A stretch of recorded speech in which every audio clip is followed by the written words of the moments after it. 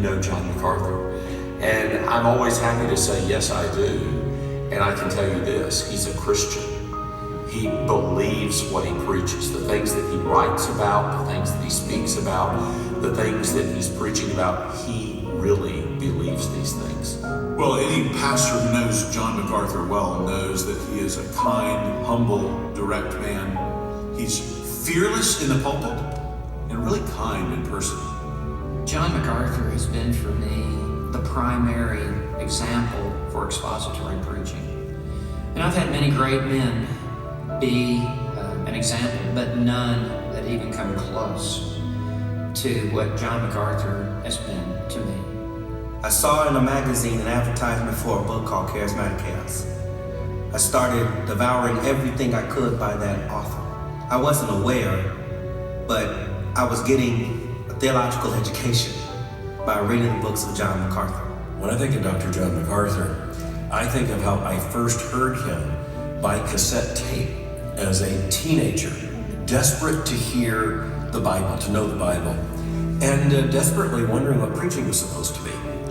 And so I can say from the time I was about 16 or 17 years old, I have defined preaching largely by the preaching of Dr. John MacArthur. Well, I first heard John MacArthur preach when I was in seminary back in the 1970s. And I was immediately struck as I sat in chapel at seminary, hearing him open the Word of God and to preach it with passion and conviction. Not only was my theology being shaped, but I was learning expository preaching, and I was learning from the model of a faithful, godly shepherd. And I'm grateful for the ministry and life of John MacArthur.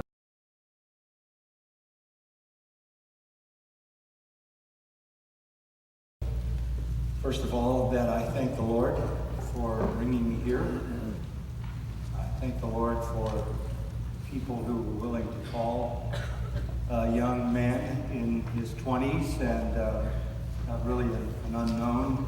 No one knows the future of what a man will become. But I'm grateful for the trust that started the first day I was here and has never diminished. It's grown through the years. This has been a life that no one would ever exchange for any other life. I can't imagine why the Lord was so pleased to put me in this amazing place. It's a story that is so rare and so amazing and so encouraging and so joyful, so wonderful, and so satisfying and fulfilling that I feel like I'm super blessed. I don't know why the Lord designed to do it this way, but I'm extremely grateful that he did, and I want to express my love to all of you from the depth of my heart, and to the elders and all who serve in our church in any way, pastoral staff, everybody. But beyond that, on the more intimate level, I want to express my love and gratitude to Patricia, my precious gift from the Lord.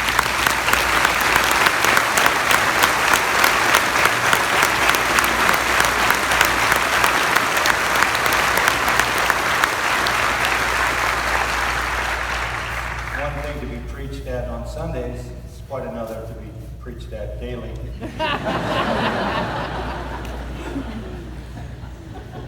He takes it very well.